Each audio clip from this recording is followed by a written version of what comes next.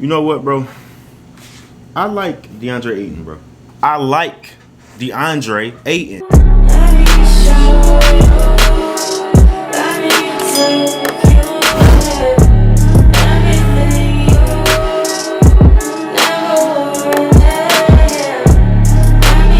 Now, I'm gonna keep it a stack. Full 100% jelly. I did not watch a lot of film off Ayton due to the fact that I didn't know what type of player he was, so I wasn't really excited.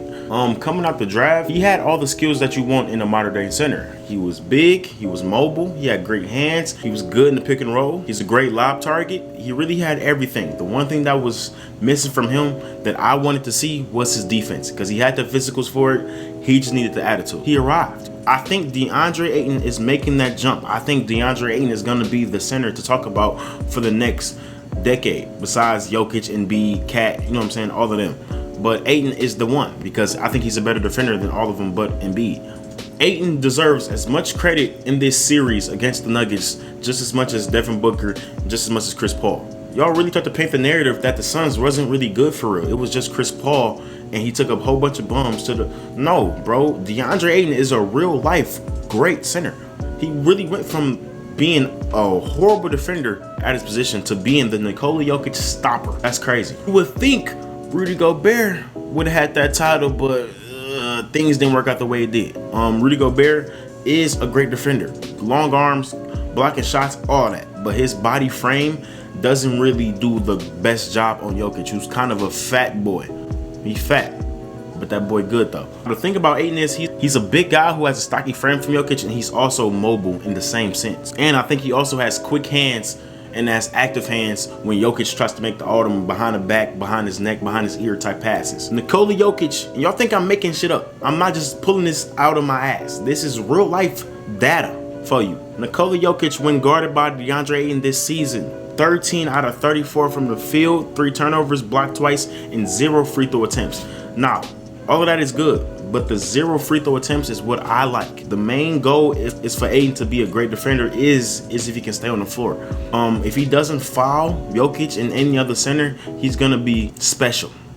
And Jokic is the main guy to draw fouls. And the way Jokic moves is he's so unorthodox, he's so slow and so wide, it's easy to draw fouls on him. It's easy to slap his wrist. It's easy to slap his arm. Deandre Ayton is doing a great job of that. I don't know how. I don't know what Chris Paul said to him. I don't know what his mama said to him. I don't know what his daddy said to him. But he has been great on Jokic. Not just this series, since he's been in the league. And Jokic even said to himself that he guards him really well. If you look at the on and off numbers, Jokic is averaging some mind-boggling stats.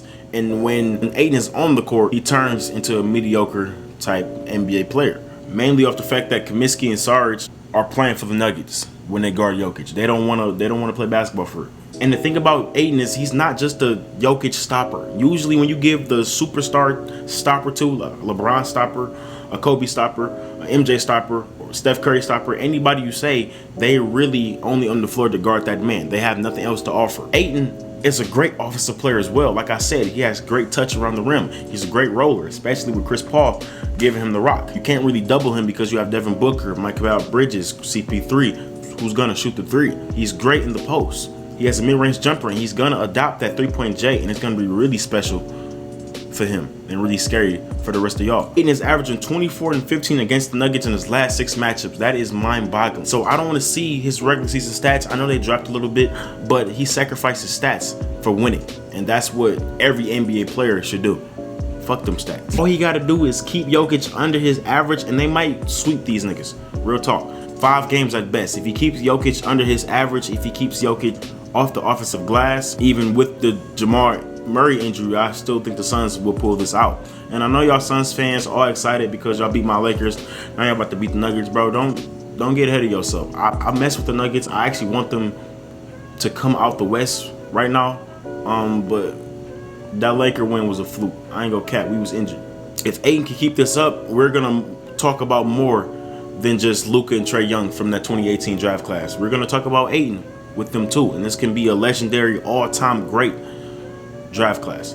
That'll be all for this video, bro. Make sure you like and subscribe. Keep praying, meditate, drink water, eat healthy.